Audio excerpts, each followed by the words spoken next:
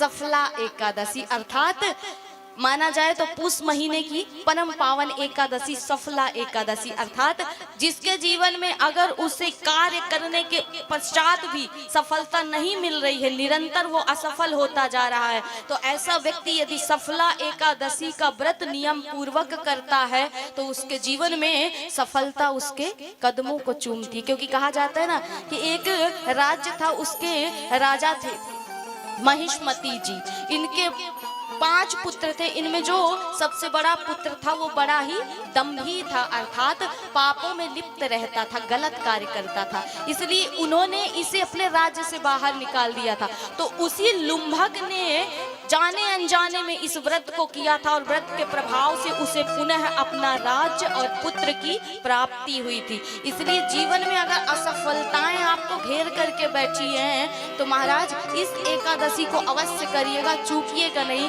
वैसे तो एकादशी व्रतों का राजा है और सबसे श्रेष्ठ व्रत होती है एकादशी का व्रत, इसलिए एकादशी प्रत्येक वैष्णव को करना चाहिए, नियम लेना चाहिए। महीने में 2 एकादशी आती है, दोनों एकादशी अवश्य आपको करना चाहिए। और यदि नहीं कर पाते हैं तो कुछ मुख्य एकादशी आप अवश्य करिए, इससे श्री हरि की कृपा आपके जीवन में होगी। और एकादशी में माना जाता है ना, अक्सर आपने देखा होगा कि पुरुष व्रत नहीं करते, नारियां ही क्यों व्रत करती हैं।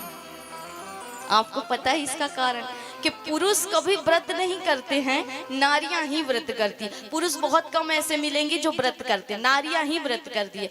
तो नारियों के द्वारा किया गया कोई भी दान हो, कोई भी पुण्य हो, कोई भी सत्कर्म हो, कोई भी व्रत हो, वो जल्दी प्रभावित होता है, फलीभूत होता है और वो जल्दी आपके जीवन में उतरता है और जल्दी आपको परिणाम देता है। पुरुषों का उतना जल्दी नहीं देगा। क्यों? क्योंकि पुरुषों पर विचारों पर 3 ऋण है महाराज, पितृ ऋण, ऋषि ऋण और देव ऋण।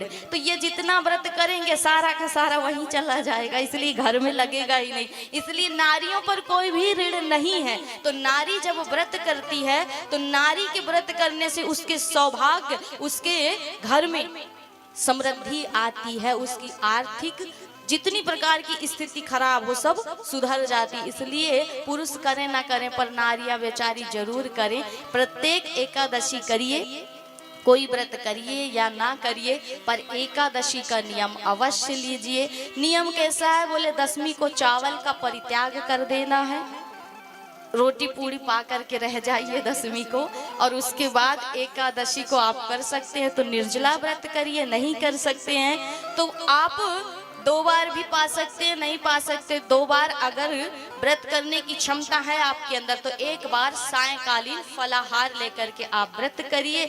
और व्रत के उपरांत द्वादशी को हमारे व्रज में मान्यता है कि वैष्णव अपने व्रत को एकादशी के बाद द्वादशी को जब खोलते हैं तो चावल का पान करके ही व्रत को खोलना है। अर्थात आप प्रातः तुलसी दल लेकर के व्रत को तो तोड़ेंगे, लेकिन उसके बाद चावल से ही व्रत को खोलने का नियम है। इसलिए इन नियमों से आप एकादशी करिए, आपके जीवन के, आपके घर की पूरी आर्थिक स्थिति अपने आप सुधरने लगेगी, क्योंकि लक्ष्मी की कृपा आ जाएगी, हरि का सानिध्य मिल जाएगा तो जीवन अपने आप सुधर जाएगा।